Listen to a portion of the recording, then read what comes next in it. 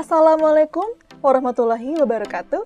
Halo keluarga Jakarta, senang sekali saya Cynthia Dwi Hartika bisa menyapa keluarga Jakarta dalam podcast Keluarga Jakarta.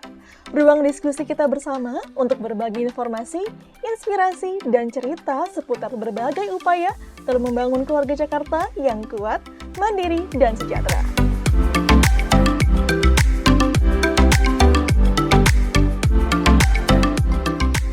Keluarga Jakarta, siapa yang biasanya mencuci piring di rumah? Siapa juga yang bangun tengah malam ketika anak menangis? Dan siapa juga yang paling sering dianggap memang sudah tugasnya melakukan semua itu? Dalam banyak keluarga, pembagian peran di rumah tangga masih sering dianggap sebagai sesuatu yang otomatis, sudah dari sananya. Bahkan tidak pernah benar-benar dibicarakan. Akibatnya, dalam rumah tangga, banyak pihak yang merasa kelelahan, bahkan mungkin pihak lainnya tidak sadar bahwa ada pihak yang merasa kelelahan itu. Dan kali ini, kita akan membahas bagaimana sebenarnya rumah tangga yang bisa dibangun sebagai kemitraan yang setara, bukan soal siapa yang lebih berperan, tetapi bagaimana tanggung jawab dibagi dengan adil agar hubungan tetap sehat dan saling mendukung. Selamat datang di episode Bagi Peran Bukan Beban, membangun mitra yang setara dalam rumah tangga. Baik, kali ini kita sudah bersama dengan narasumber kita yang berkompeten dalam peran langsung dalam program pengarus utamaan gender di Provinsi DKI Jakarta, yaitu Bapak Heru Setiawan selaku Ketua Subkelompok Pengarus Utamaan Gender di Dinas PPAPP Provinsi DKI Jakarta. Telah hadir bersama kita Bapak Heru Setiawan selaku Ketua Subkelompok Pengarus Utamaan Gender di Dinas PPAPP Provinsi DKI Jakarta. Beliau memiliki peran penting dalam program pengarus utamaan gender di masyarakat. Halo Pak Heru, apa kabar Bapak hari ini? Selamat sore Mbak, terima kasih, sehat Mbak. Oke, Alhamdulillah ya Pak telah menyempatkan waktu Bapak untuk bisa berbincang bersama kita dalam podcast Keluarga Jakarta Pak. Terima kasih telah hadir Pak. Ya, sama-sama Mbak. Baik Pak, dalam membicarakan mengenai peran dalam rumah tangga nih Pak, masing-masing pihak pastinya memiliki peran yang sama pentingnya dalam rumah tangga ya Pak ya. Sebagai pembuka nih Pak, kira-kira apa yang dimaksud dengan berbagi peran dalam rumah tangga? Ya Mbak, terkait dengan tema kita pada sore hari ini terkait dengan berbagi peran bukan beban. Peran antara dua suami istri dalam rumah itu harus saling bekerja sama dalam menjalankan tanggung jawab sebagai satu keluarga. Artinya segala tugas yang ada di dalam keluarga dapat dilakukan oleh siapa saja, tidak hanya di satu pihak, baik itu istri ataupun suami, tapi dapat dijalankan secara bersama-sama. Dan ini disesuaikan dengan kondisi dan kesepakatan yang telah terjalin sebelumnya.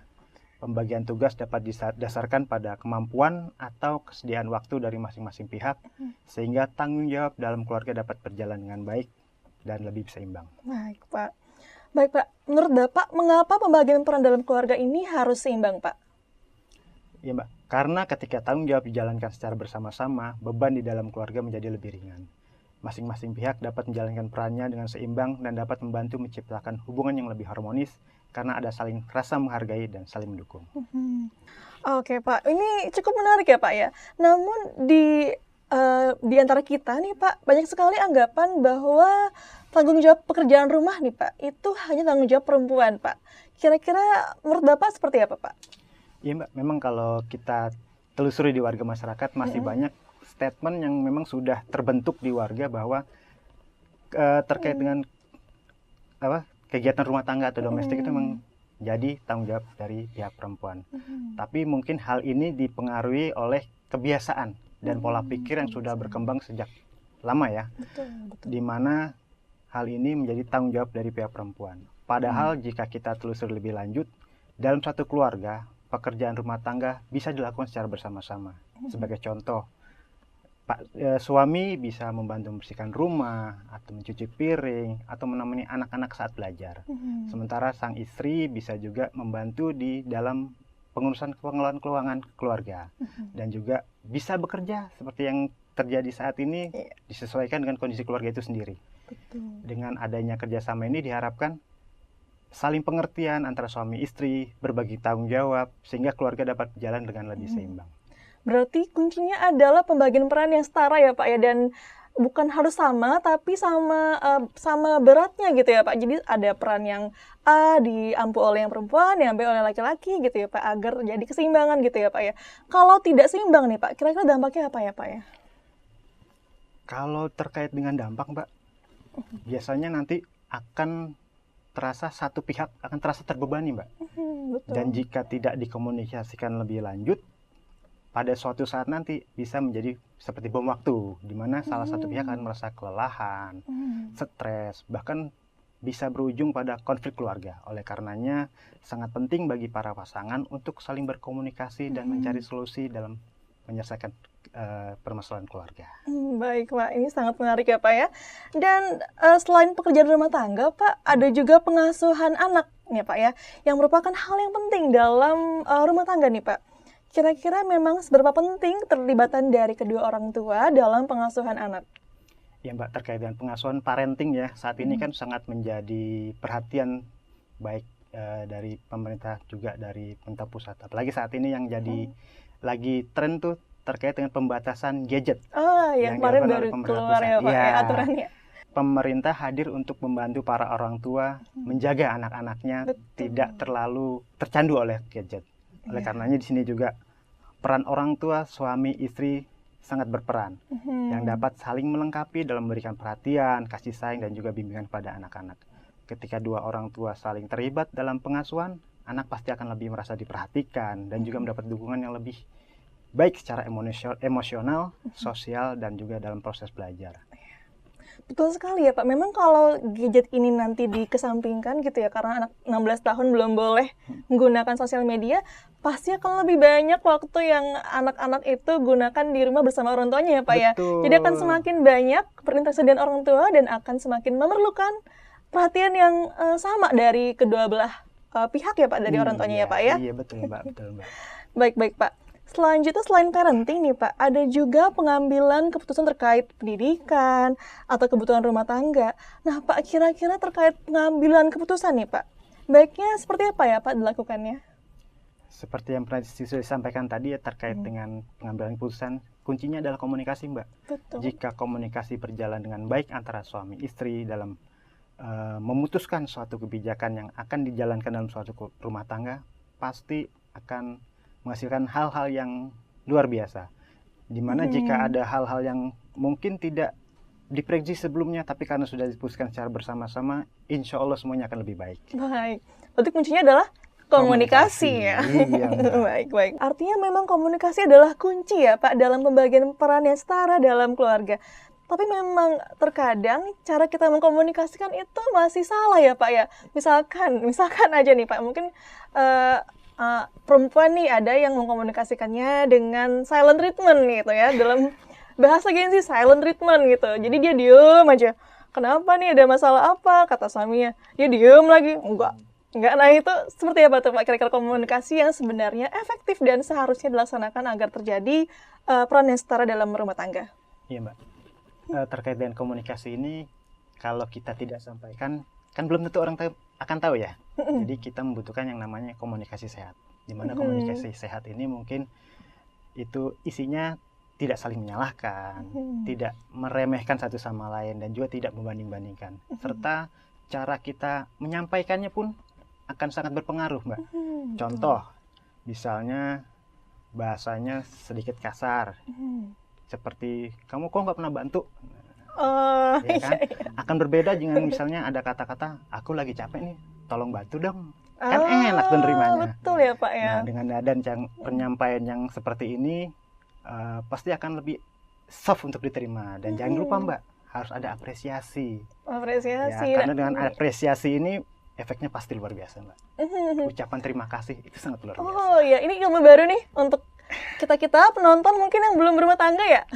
Jangan lupa apresiasi ya kalau sudah berpasangan ya. Jangan lupa ucapkan terima kasih ketika sudah ada bantuan atau pasangan melakukan hal yang baik kepada kita. Jangan lupa diapresiasi ya Pak. Ternyata itu kunci ya Pak ya dalam menjalin hubungan yang harmonis di rumah tangga ya Pak ya.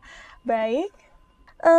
Dan selanjutnya Pak, untuk pemerintah daerah nih, karena Bapak sebagai bagian dari Pemprov DKI Jakarta Pak, apa saja upaya dari pemerintah untuk mendorong kesadaran masyarakat dalam menyadari pentingnya kesetaraan dalam berkeluarga? Ya, pemerintah Provinsi DKI Jakarta dalam hal ini Dinas Pemberdayaan Pelindungan Anak dan Pengendalian Penduduk secara simultan dan berkelanjutan setiap tahun mengadakan kegiatan edukasi dan juga sosialisasi kepada warga masyarakat terkait dengan kesetaraan gender, Mbak.